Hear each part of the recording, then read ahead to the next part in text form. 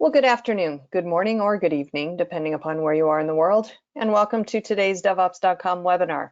I'm Charlene O'Hanlon, moderator for today's event, and I welcome you. As always, we have a great webinar on tap, but before we get started, we do have a few housekeeping items we need to go over. First of all, today's event is being recorded, so if you miss any or all of the event, you will be able to access it later on. Following today's webinar, we will be sending out an email that contains a link to access the webinar on demand. And we are taking questions from the audience. So if at any time during today's presentation you have a question for either of our speakers, please don't wait, don't hesitate, just use your GoToWebinar control panel and submit your questions. And we should have about 10 or 15 minutes near the end to go through those audience questions. And also at the end of today's webinar, we will be doing a drawing for 3 $50 Amazon gift cards. So please stick around. Hopefully you'll be one of our lucky winners. Okay, with that, we'll go ahead and kick off today's webinar, which is Progressive Delivery, Feature Flags for Experimentation. Our speakers today are James Governor, who is analyst and co-founder of Redmonk, and he's going to be joined by Erez Rusovsky, who is Director of Product Management at CloudBees. Welcome, gentlemen. Thanks for joining me today. Thanks so much. Right. Okay, so I will be kicking off with a really somewhat of a high-level look at some changes we're seeing in the software delivery marketplace, and particularly some new opportunities that are being realized by some of the leading companies, some of the elite software delivery organizations, and really what can we learn from them, and how can we make our software delivery mechanisms, processes more effective. And I think particularly it's this notion of experimentation. So I'm a big coffee fan. I love really good espresso. And when I go into a coffee shop, sometimes I'm like, you know what? Wow, look, they've got these two amazing coffees. They've got a Costa Rican coffee. They've got an Ethiopian coffee. It's natural process, and I'd like to have a choice. So why can't I try both of these coffees, choose which one I like best, and then make that my selection? This kind of notion is found a lot in the world of content marketing, A/B testing, where you're really coming at the world from the perspective of what works best. There isn't only one experience. You're absolutely thinking from a content perspective, how do I improve conversions? Sometimes it'll be changing where the button is. Sometimes it'll be changing the color of something or a call to action. But there's very much a world of a more sort of analytics-driven sort of set of processes to do with web content and web content management. Now, obviously thinking about conversion rates and CRO, there are a particular set of software vendors around that. There's a world that is very much, it's a marketing sort of purchase. So that's marketing, thinking about how do we bring people to our website and make them buy things. Now, in the world of software delivery, we're increasingly more sophisticated in having pipelines. We've moved beyond just thinking about, okay, we've got some unit testing. We're going to do continuous deployment, and the changes we make in source code are going to be tested, and then the build is done automatically for us. That's fine. But increasingly in the sort of world of Git, we've probably got 3 or 4 teams making changes. We are moving forward to trunk-based development and thinking about, well, hang on a minute. We're actually in a position where, could we take an approach where we begin to identify those experiences, those applications and services that suit the developer best. So think about the pipeline, breaking it down, and really coming at that from the perspective of could we do the kinds of things that we've been doing in content marketing, but with software delivery? And the key here really is that today, the notion of deployment being the same as release is breaking down. The software developer can deploy something, but somebody else, the product manager, the product owner, is the person that actually releases that and activates that as a service. Deployment and release have been decoupled. And really a key enabler of this is this world of sort of fancy if-then statements and the world of feature flags.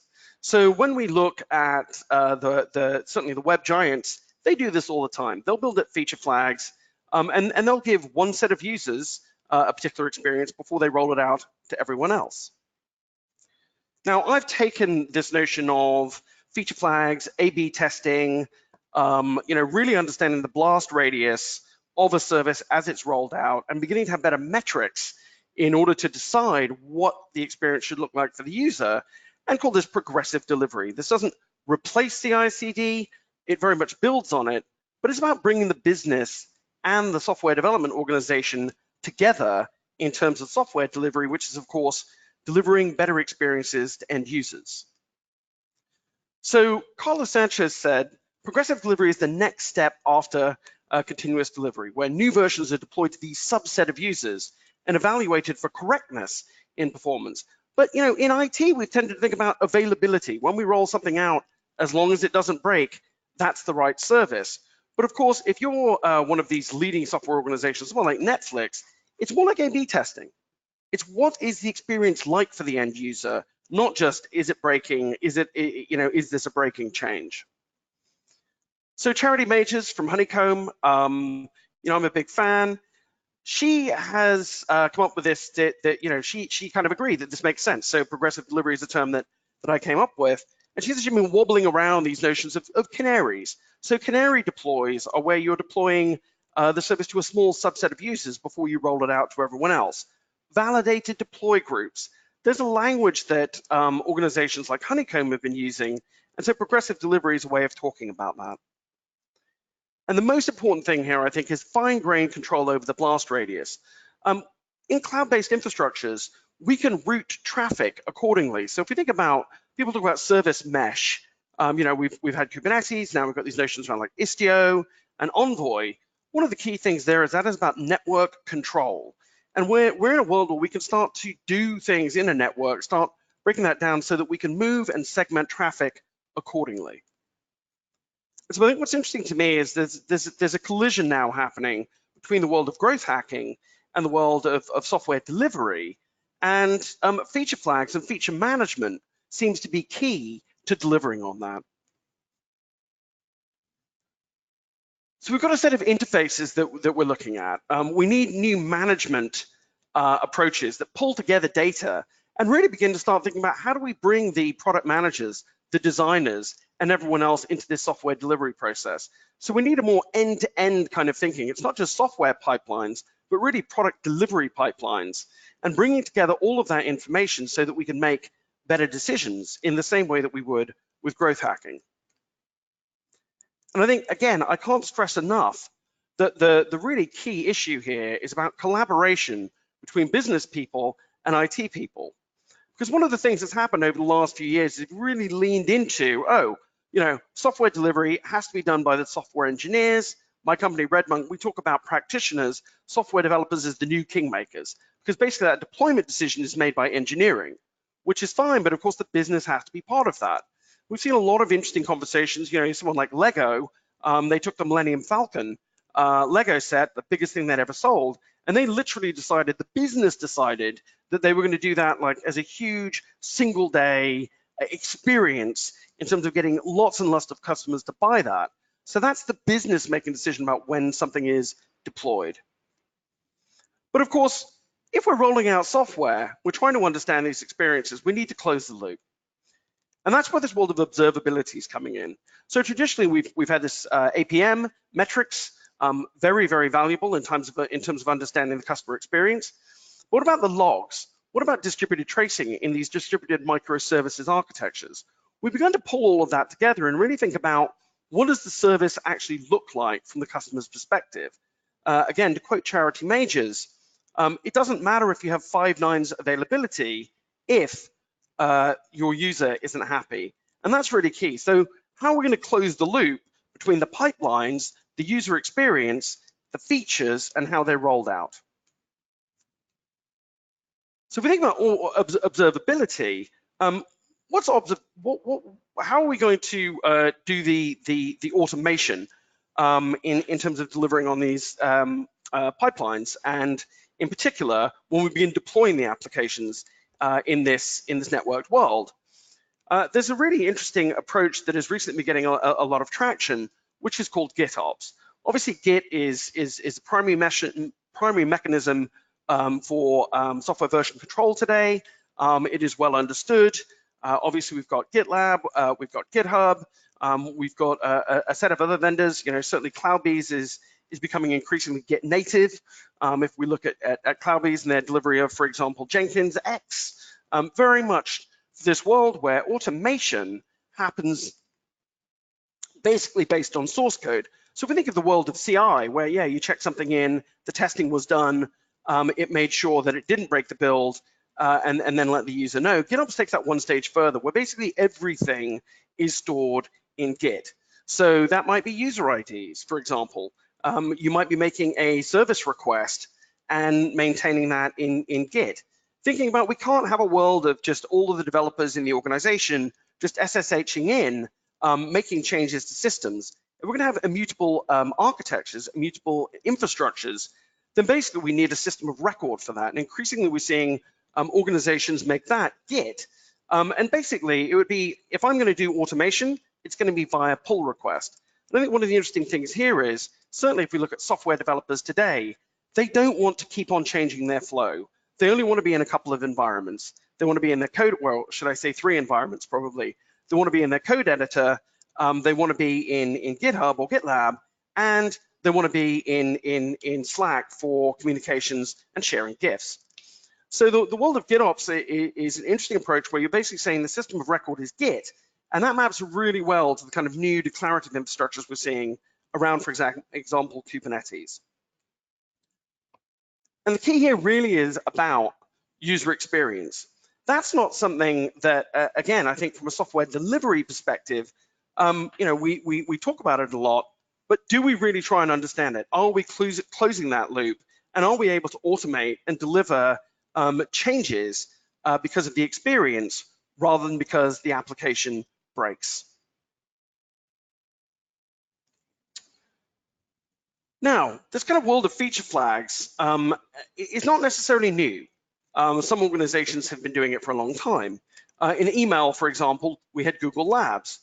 And if we think about that, it's like some users, if we look at the top of the slide, some users want to take advantage of new features that may indeed be unstable. They want the new hotness. That's what they're looking for.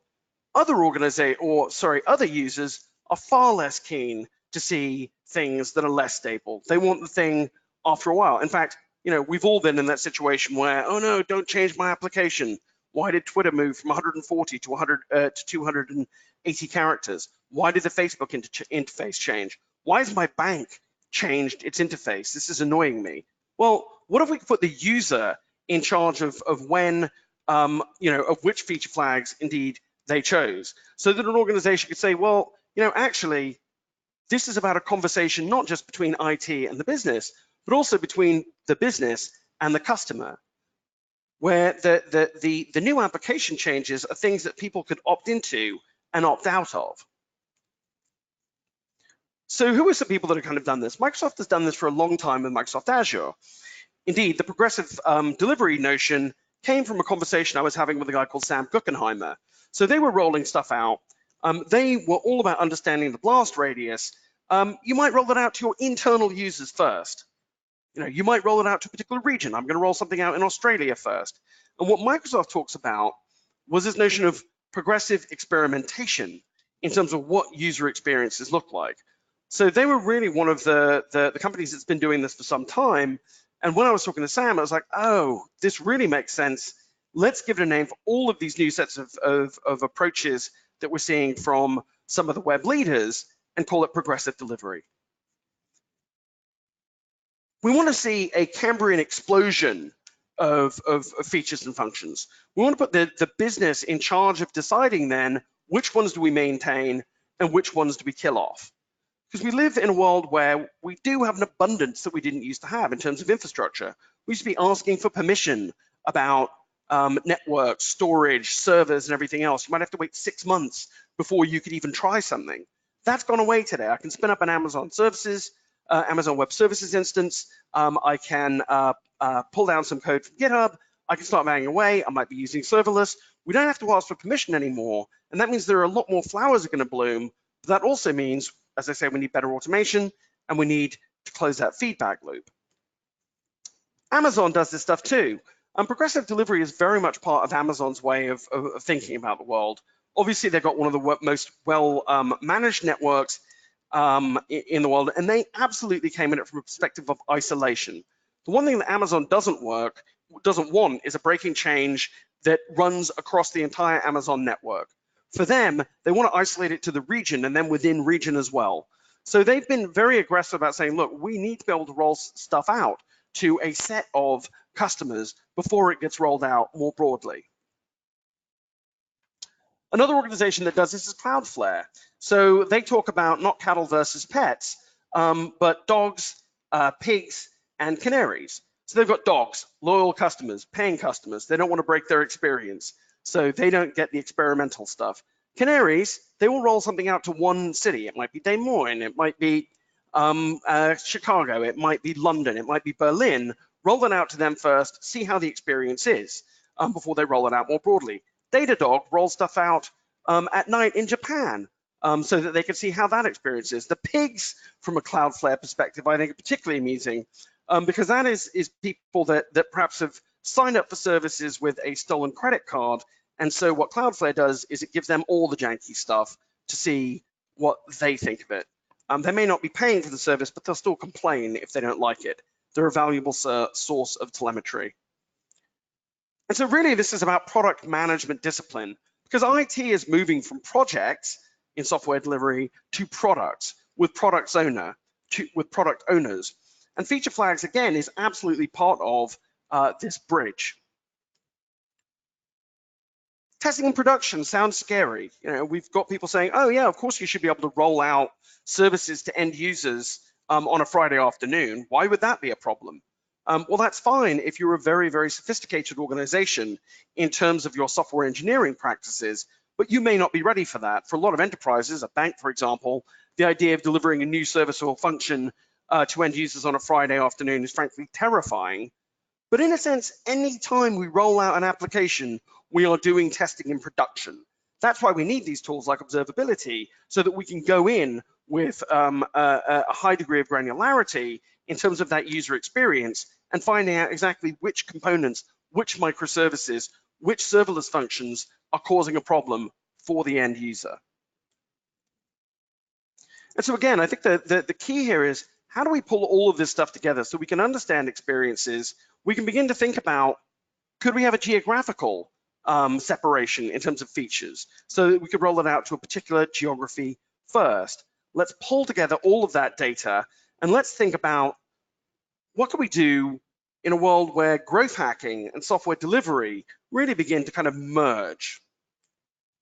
So, growth hacking ideas in software delivery. Feature flags are the bridge. Feedback loops for observability. We've got observability and user experience. And how do we bring together these metrics? Because software delivery, user experience, and infrastructure are not separate things anymore. They're indeed the same thing. We've got different ways of looking at them, different aspects for different teams. How are we going to pull together that data? And I think what users that I see are now looking for feature flag vendors. They're looking for people that can bring them these sort of A/B testing experiences. A lot of them are built in-house, and now they're looking to standardize that and find vendors that can deliver and help them so that they can do feature management. Okay, so just before I move on, I want to say that the photos in that presentation were from Adobe stock photos. And if you like those drawings, I think they're fantastic. They're from Nina Limpy. She's got a site called Undraw. It's all free, unencumbered, freely licensed. And I think what you know, well, I love the illustrations, and I hope you enjoy them too. And perhaps you can use them in your websites. They're SVGs, and they're free. Anyway, that's me done for today, at least until the questions. Now I would like to hand you over to Erez, who's going to do a great demo and talk a bit about what CloudBees is doing in this space.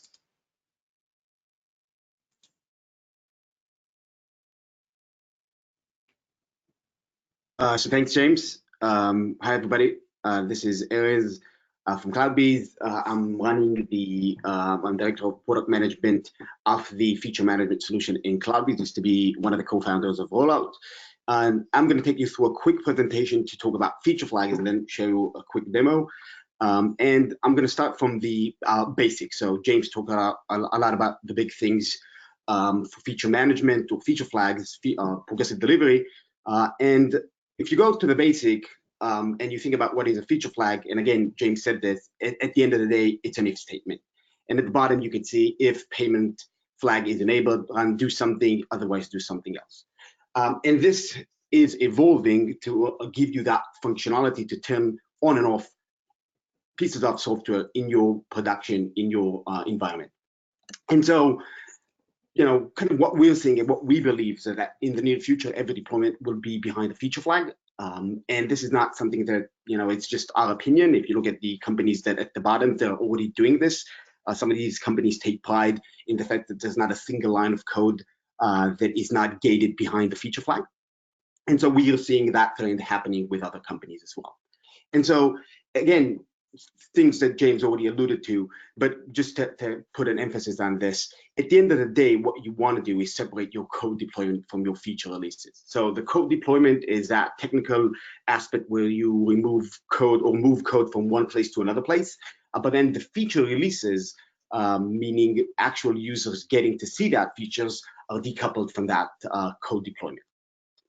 And so, again, feature flags have a bunch of use cases. One of them is that experimentation that James talked about. But if you have to look at kind of the main use cases and how things start with feature flags, it's basically 4 or 3 main use cases. One of them is the deployment safety, which I'm going to talk about in a second. Deployment speed, so how can I deploy faster? And then the experimentation and customization angle of software delivery. And so if you look at the deployment safety part, which is kind of the basic component, it starts from the kill switch. So having the ability to turn something off in production if it's not behaving as you want it to behave. And then, you know, avoid that emergency release at the middle of the night, just be, you know, safer in your delivery process. And then that's very reactive. On the other side, you have the gradual rollout. So you have a new deployment, you want to release it to everybody, you're afraid that something's going to break, gradually deploy this to your users. And again, you could control that blast radius, either percentage-wise, how many users are getting this, or just a subset of your user base, internal employees, beta users, alpha users, etc. Now, the other main use case we've seen with feature flags is the deployment speed.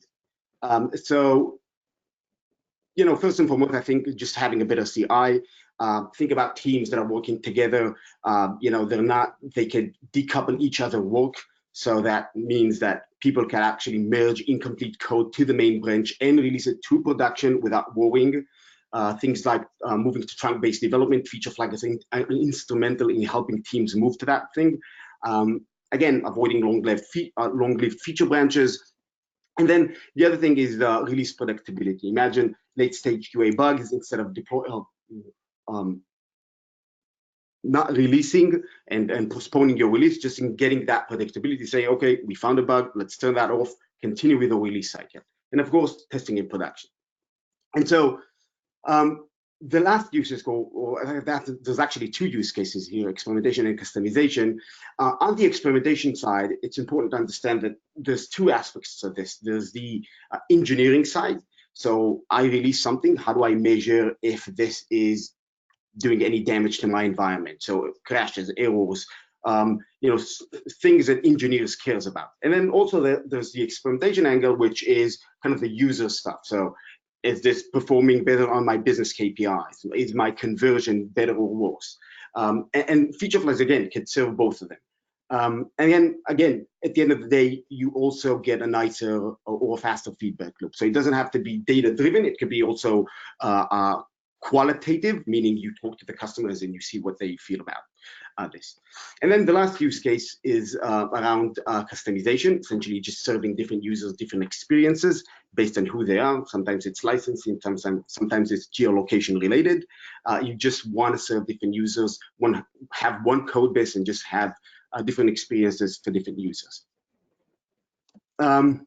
So before I jump to the demo, actually, I'd like to show you guys a slide. So this is kind of an evolution of feature release. At the bottom, you see kind of the adoption of feature flags from the basic use case, the kill switch, doing more feature flags, feature management, and progressive delivery. But also on the Y column, you see kind of the feature flag coverage. And we've seen that the more companies do and leverage feature flags, the more they feel comfortable doing things like progressive delivery, which essentially is delivering the software based on the data.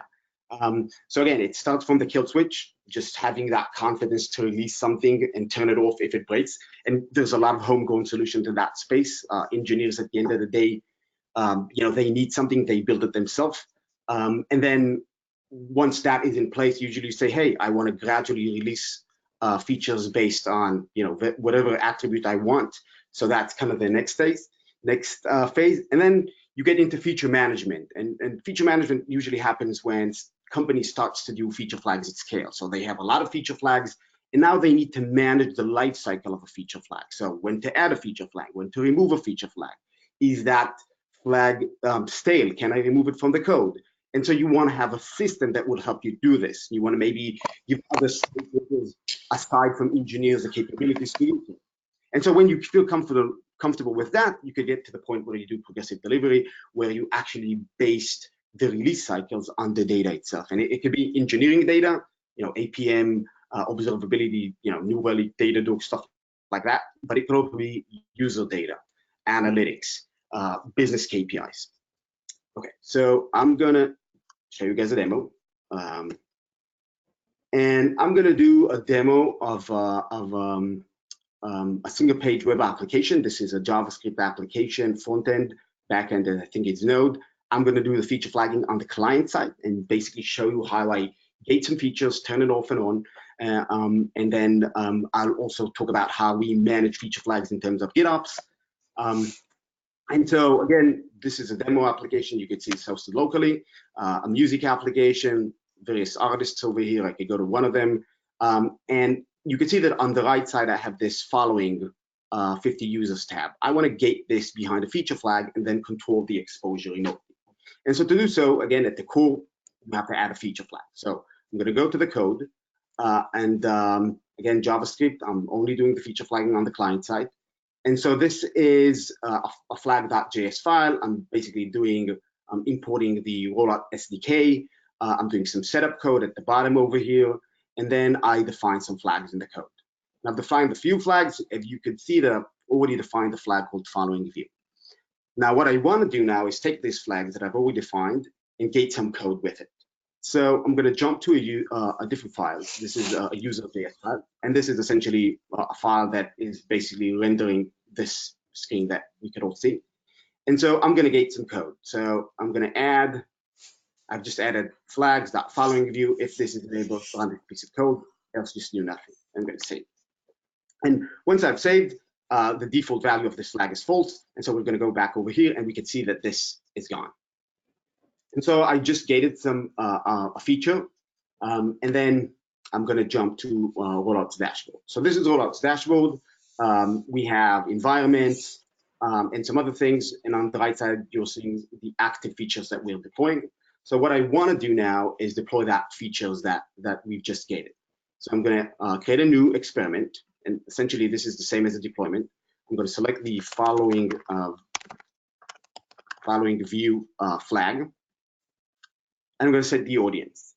And we can see that by default, the flag value is false for all versions and all users. I could change this to true, or I could do a split, meaning I deploy by percentage.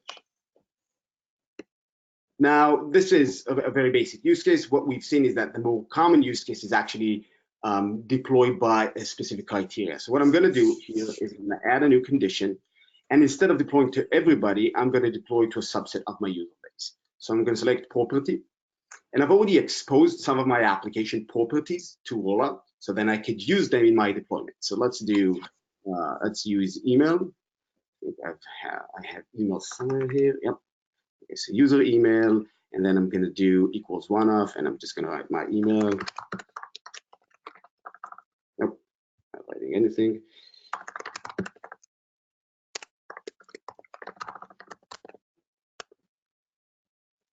And so what I've done now is that I've said, if the user has the user email that is equal this value, then give it a true value, otherwise give it a false value. And just to add some more clarity to this, if I go back to the code, we can see that at the bottom section over here, I've exposed some of my application properties to rollout. And so once I've done that, I can actually segment the deployment by these attributes. So I'm going to go back to over here. And again, this is very flexible. You can add more conditions. I've already created some groups of users that I want to deploy to. So I'm going to deploy to them as well. So let's deploy to internal employees and beta users. Let's give them, they're going to get the true value. I'm going to remove this condition for myself. And then everybody, and then let's have everybody else. Oh, you know what? Let's deploy to the DJ group, and they're going to get a split, a 10% deployment. So essentially what I've done now is I said, okay, everybody that is in a group called DJs, they're going to get a 10% deployment. If you're an internal employee or a beta user, you're going to see this feature. Otherwise, nobody's going to see this feature. And by the way, I've created these groups of users, both the internal employees, the beta users, and the DJs from this interface. There's a target group section, and if you look at the DJs, you can see I'm looking at an attribute called playlist count, and if a user has a playlist count that is equal or larger than 100, 101, is going to be in this group. And so now I'm basically deploying this feature. And one of the other things is that when you think about feature management or feature flags, one of the things you want to do is understand your feature deployment. So this dashboard allows you to gain some of that. You could see that we're basically measuring the how many time a flag is being evaluated and then distribution across the values.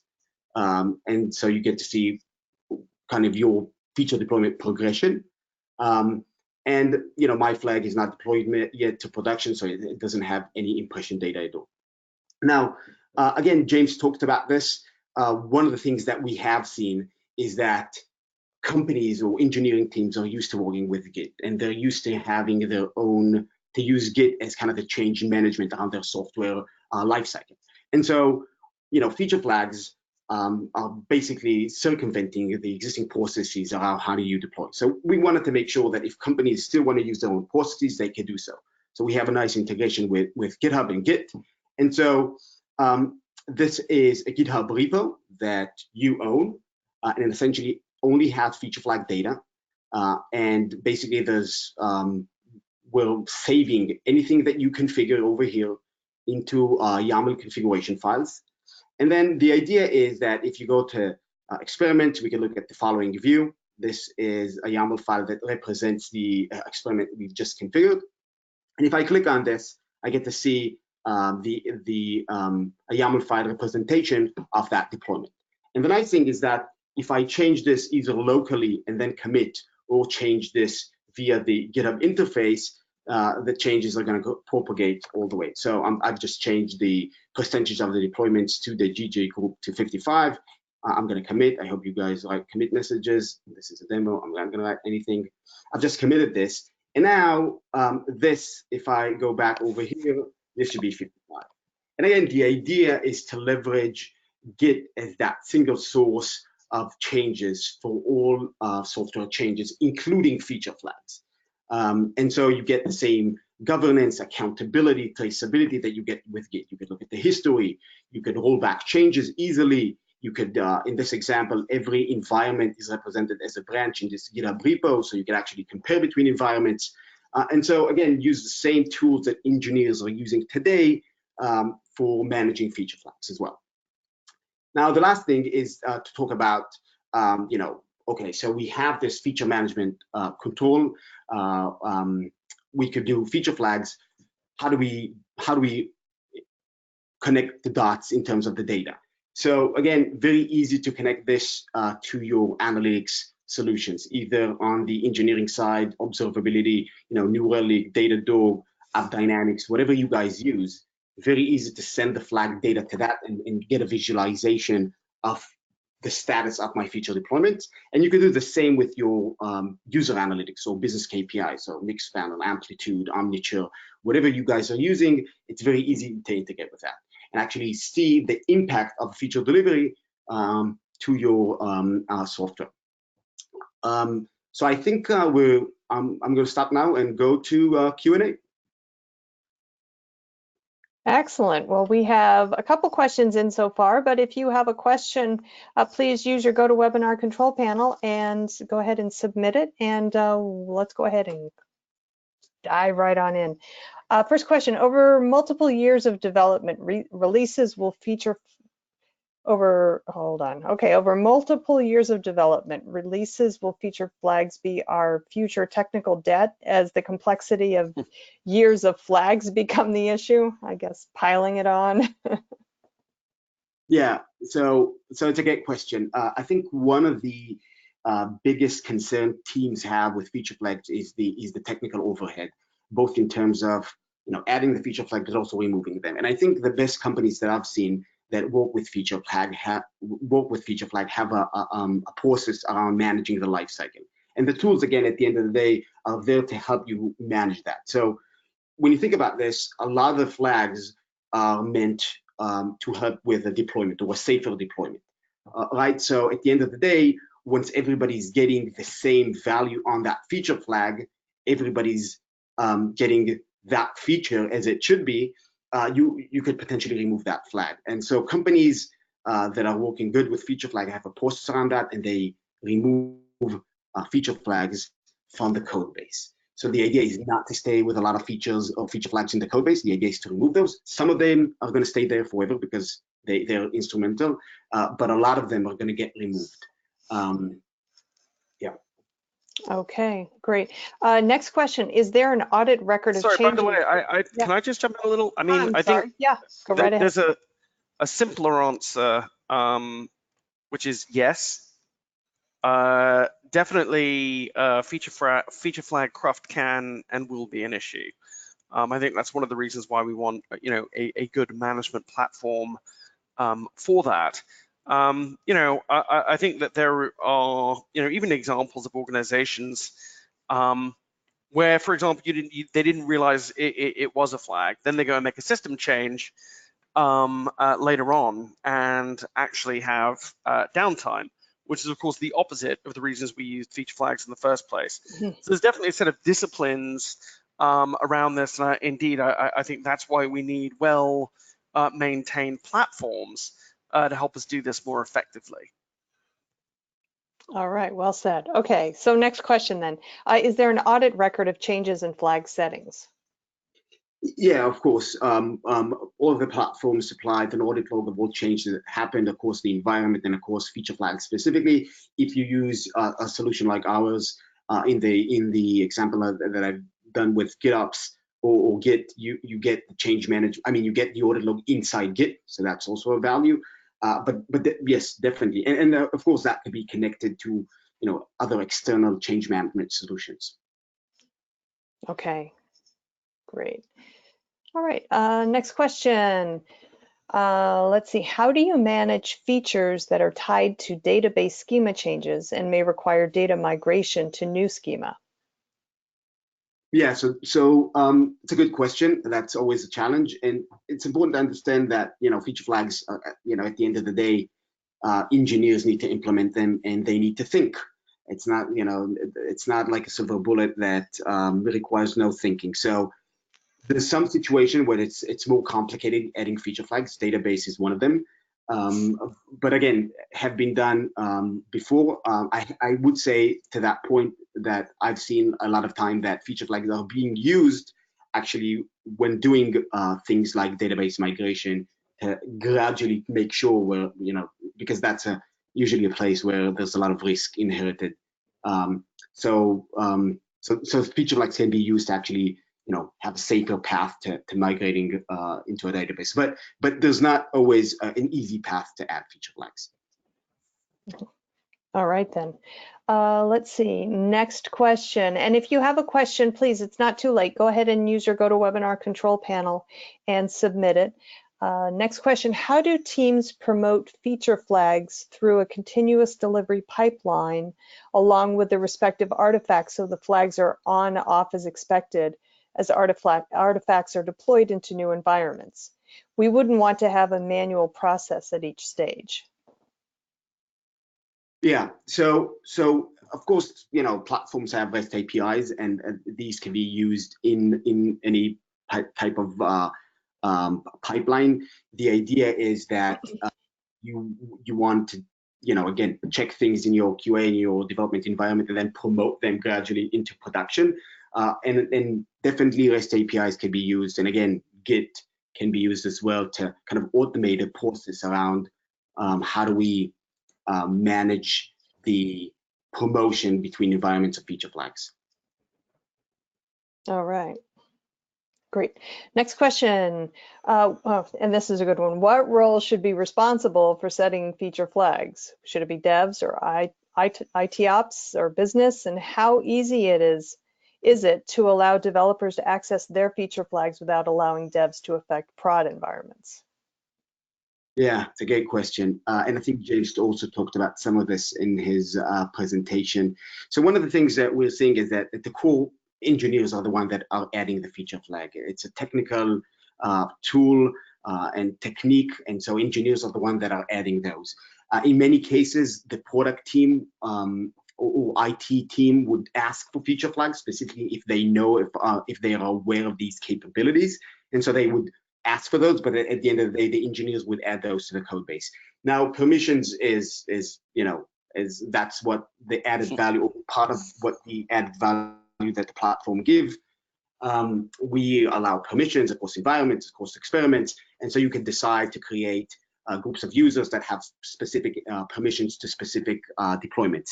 The idea is that there's always going to be feature flags that are owned by the engineering team because they're technical, they're just for the safety component, you just want to make sure that you're not breaking any things.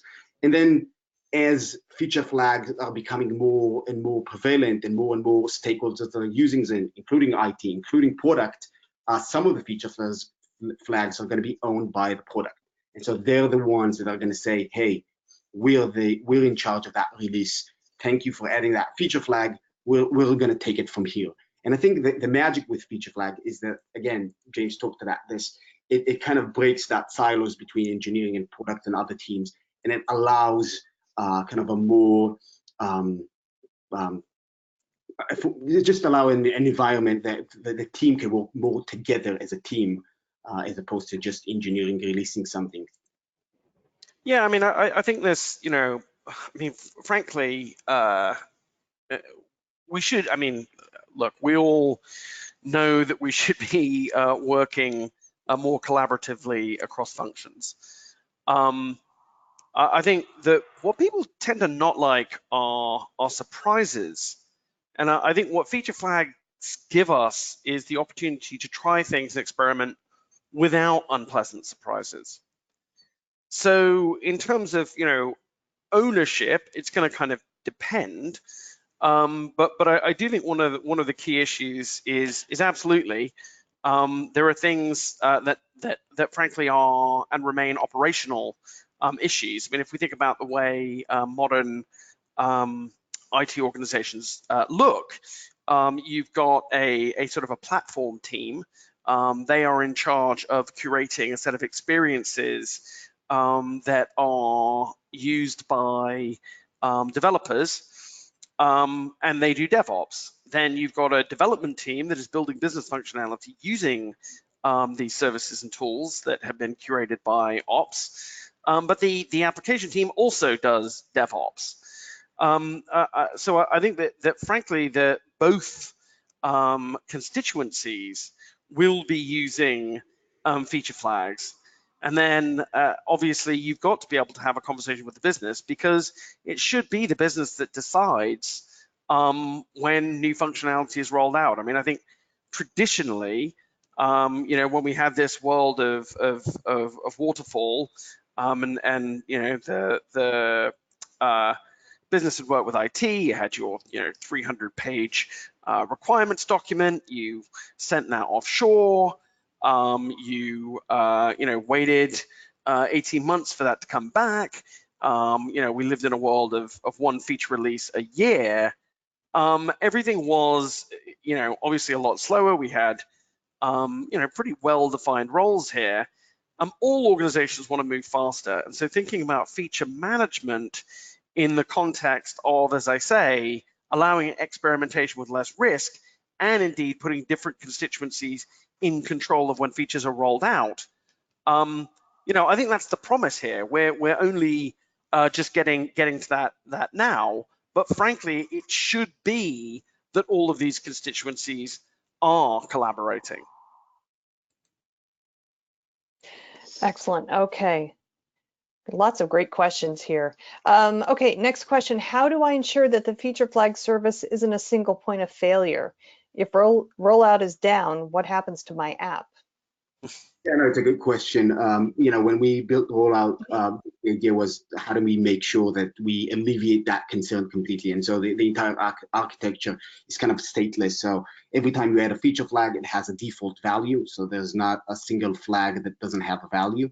And then the flag evaluation happens on the end device. So essentially, rollout, basically what we supply is, we have SDKs across many languages. At the end, the SDK pulls a JSON configuration file and evaluates the flag on the end device, so that even if rollout is done, there's no implication to your services.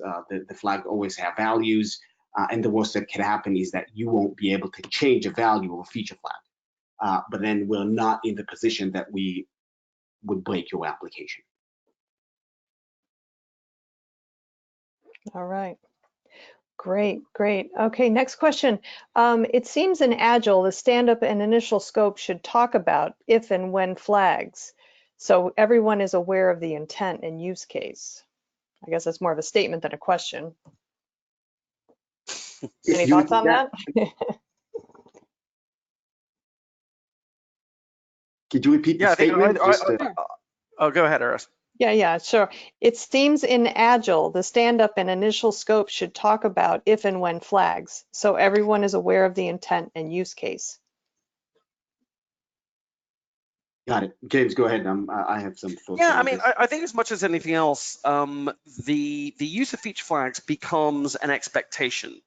So, indeed, in that stand-up or in that meeting where you're working out what the next set of features are, it will be very much with a view that those will be delivered as feature flags. So the stakeholders come at it from the perspective of understanding from the word go, like, you might say, for example, there are 3 different things we'd like to try, and therefore we should have those 3 feature flags. Then be like, well, what are the constituencies that we should roll this out to? Indeed, is that decision-making criteria? Is it about geography? Is it about, as I say, in-house employees or customers or other third parties? I think that should be very much part of the conversation, because what we're talking about is understanding the criteria before we begin to roll this out. So yeah, I think the if statement should be one of the first discussions in any sprint. So just my perspective on this, one of the things that we're trying to do as a company that builds a feature flagging or feature management platform is to make it easier or seamless to add feature flags.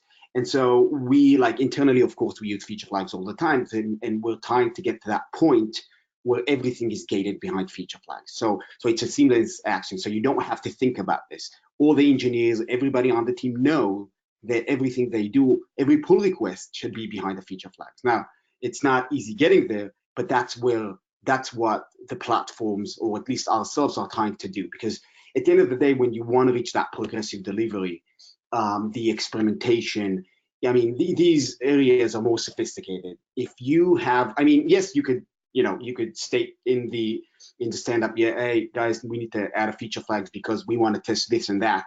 And that's fine, and it happens all the time. But what we've seen is that in order for that to really happen, in a manner that is continuous and just repeated, you have to have feature flags become seamless. And so kind of, today in rollout internally, there's not a single line of, well, maybe 90% is gated behind feature flags. And you have to have a very good excuse to not add feature flags, to convince that that's complicated or, unnecessary.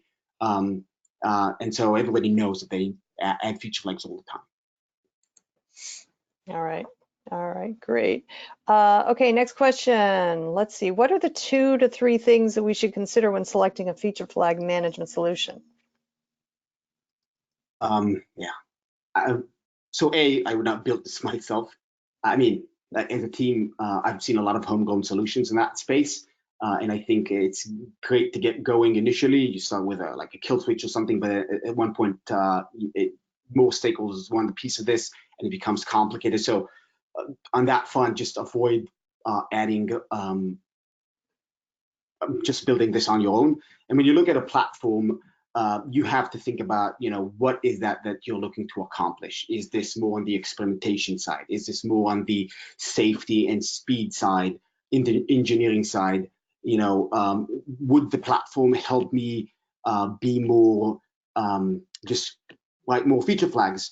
Because at the end of the day, you don't want to give a tool to your engineering teams, your product team, that they would not use. So the idea is to, can I find a platform that would facilitate and improve how my team is doing feature flags? And I think that's key, and that's at least what we're looking at doing. Yeah, I mean, I think from my perspective, I'm seeing it as, the integration with platforms that you're using, and or frankly, where the vendor is going. Feature flags, as I say, I think, Erez sort of sees, a lot of the competition is stuff that people have built in-house. But I think the interesting question becomes, well, okay, if I'm going to build something that is managed by a vendor, then in that case, what else do we want this integrated with? So, we do want it to be integrated with our broader testing infrastructures. We do want it to be integrated with a set of data and metrics, so that we can become more effective. The question I thought was good, is there a single point of failure? Clearly, you don't want feature flags to be that. So is this robust? So I think robustness, integration, integration of what is pre-canned, i.e. what does it already integrate with in terms of your existing software delivery tools, and yeah, where is the vendor going to take it from a metrics perspective? Those would be some of the key decision-making factors that I'd be looking at. All right, great. Okay, I think we have time for one more question, and then we'll close out the question and answer period time. This looks really interesting, so there you have it. How do you recommend a team who isn't using feature flags get started? Yeah, so one of the nicest thing about feature flags that I've seen is that the ROI is very high. I mean, it's super easy to get started. You don't have to go all in. A lot of people are afraid, oh, I have this huge code base, how would I start feature flagging? It doesn't matter what you have in terms of the previous or legacy software. You just implement a feature flag, just have one feature flag, build a process around that, see how that is benefiting the organization, and then start adding more. And so it's very easy to get going. I think it's easier for front-end teams. That's at least from what I've seen to get going. It's visually, I guess it's easier to see what you're turning off and on. But again, any team can start easy, one feature flag at a time, and then grow as you see the value. All right, great. Yeah, it looks like that is all the questions we have. So I'll go ahead and close out the question and answer period for today. Thanks so much to everybody who did submit questions. There were some really good ones there. So they were all really good, actually. So thank you so much for that. Also want to remind the audience that today's event has been recorded. So if you missed any or all of it, or if you just want to watch it again, you have the opportunity to do so later on. Following today's event, we will be sending out an email that contains a link to access the webinar on demand. Let's see. Also, the webinar is going to be on the devops.com website, so you can always go find it there. Just go to devops.com/webinars, look in the on-demand section, and it should be right there waiting for you. Before we get things closed out for the day, I did promise you at the top of the hour that we'd be doing a drawing for 3 $50 Amazon gift cards. So why don't we go ahead and do that real quick. Our first winner is Brett L. Congratulations, Brett. Second winner is Susan H. Congratulations, Susan. And our third winner is Patrick S. Congratulations to all three of you. We'll be contacting you following today's webinar with by email with your Amazon gift cards. So look out for that email. All right, guys. James and Erez, thank you both so much for such a great presentation. I especially love watching the demos. So good stuff there. Thanks a lot. Thank you. Hi, everybody. Great. I want to thank the audience for joining me today. This is Charlene O'Hanlon, and I'm signing off. Have a great day, everybody.